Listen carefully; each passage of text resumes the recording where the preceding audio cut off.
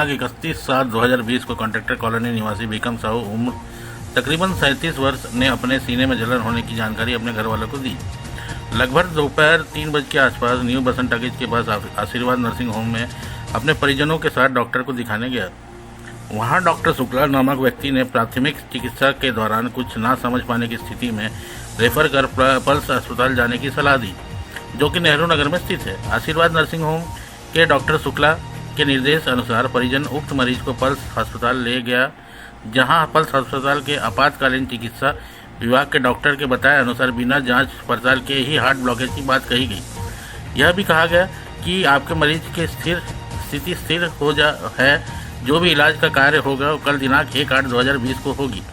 इस दौरान रात को भीकम साहू की तबीयत ज़्यादा खराब हो गई, जिसके लिए आनन फानन में अस्पताल के प्रबंधक ने 50,000 की मांग की गई और 2.5 से 3 लाख रुपए की व्यवस्था करने को कहा गया।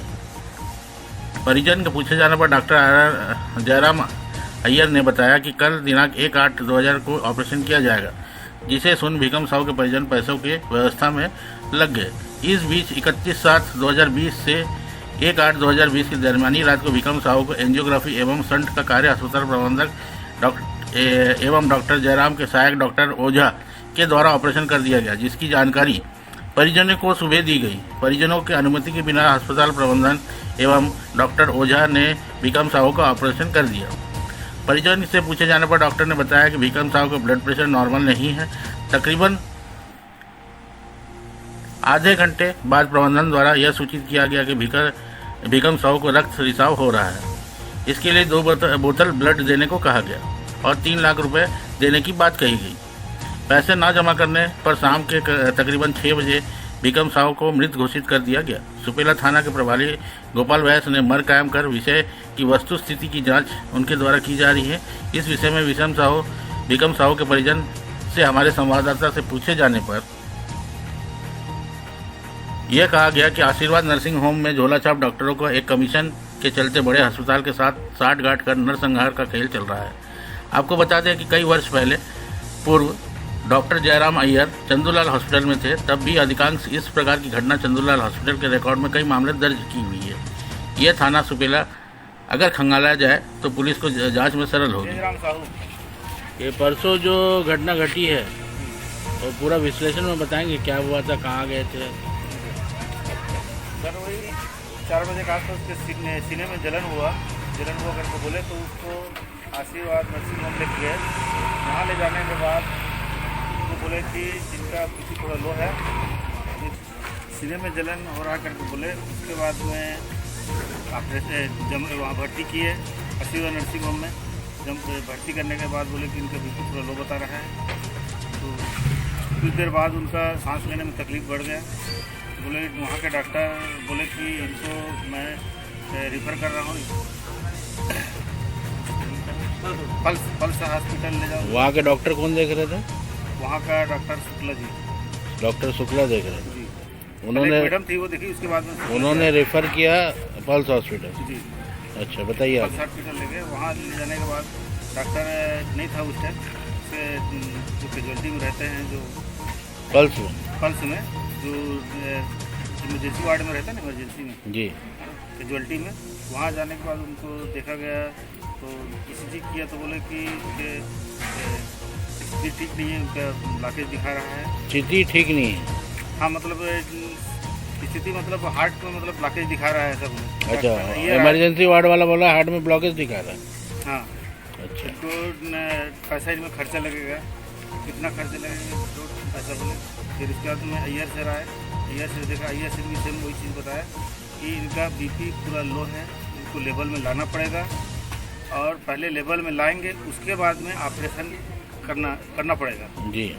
फिर उसके बाद में बोले कि आप तुरंत 50,000 जमा कर दो करके। फिर हमने 50,000 का कहीं से व्यवस्था की इधर उधर से।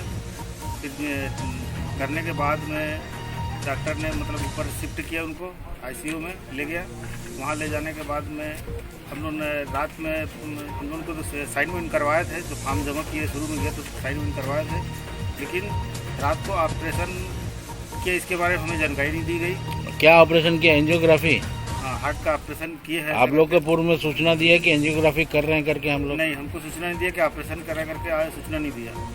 बिना सूचना के ऑपरेशन किए हैं हम लोग। हाँ, बोले कि मतलब उनको पहले तो बोले कि बीपी पहले लो है, उनको लेवल में लाना है, हम्म, उसके बाद ऑपरेशन करना पड़ेगा मुझे। हम्म, लेकिन ऑपरेशन का सूचना हमें नहीं दिया गया। आगे क्या हुआ? उसके बाद में सवेरे रात में बोला कि इनका ऑपरेशन हो गया है करके।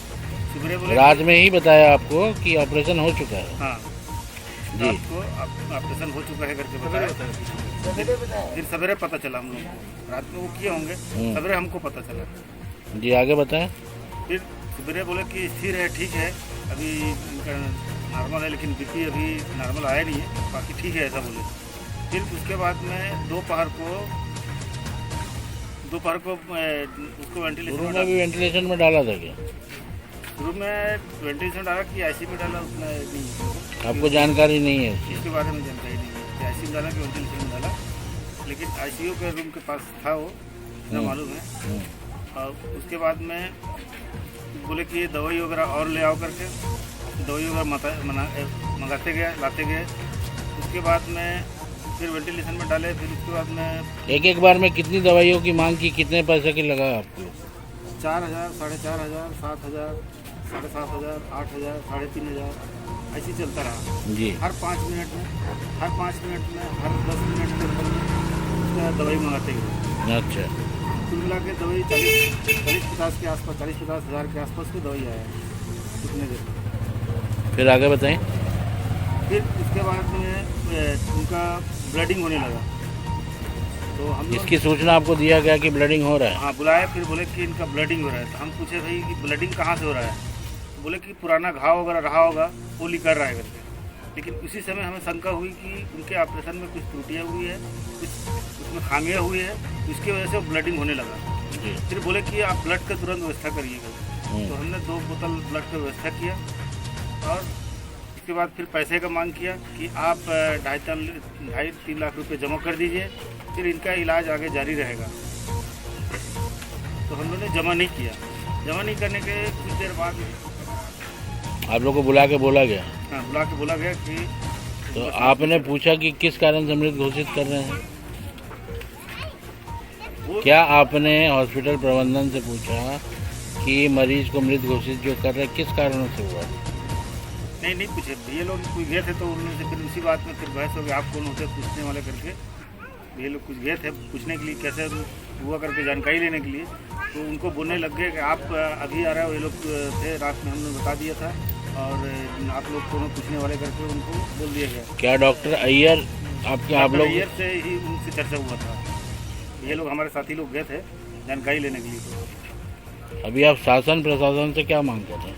हम शासन प्रशासन से यही मांग करते हैं सर कि उनके छोटे छोटे 2 बच्चे हैं, एक लड़की जो 8वीं क्लास में पढ़ी है, लड़का जो 4वीं क्लास में पढ़ रहा है। और बोलिए। हम यही चाहते हैं शासन प्रशासन से कि डॉक्टर के खिलाफ से चेकिंग हो, जो भी मतलब हो उसका मृत्यु का जो कारण हुआ है उसके बारे में चेक हो, संपूर्ण जानकारी की जांच हो। हाँ, संपूर्ण जानकारी की जांच हो। और उसके बाद जो भी कार्य होता है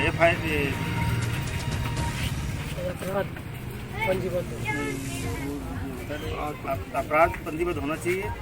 उसके बाद में जो भी मतलब उसका रिजल्ट आएगा पोस्टमार्टम के जरिए से, तो जो सही है वो तो पता चली जाएगा। क्या इस विषय में आप लोग सुपेला थाना गए थे? सुपेला थाना गए थे, उनको रिक्वेस्ट भी किए इनसे थाना वाले से FIR दर्ज करने के लिए। उन्होंने साफ मना कर दिया FIR दर्ज करने के लिए। कौन था, किसने मना किया? वहाँ के TI साहब, सुपेला थाना के TI साहब ने अपराध पंजीबद्ध करने के लिए मना कर दिया। किसके ऊपर अपराध दर्ज करेंगे? सवेरे रात में बोला कि इनका ऑपरेशन हो गया है करके।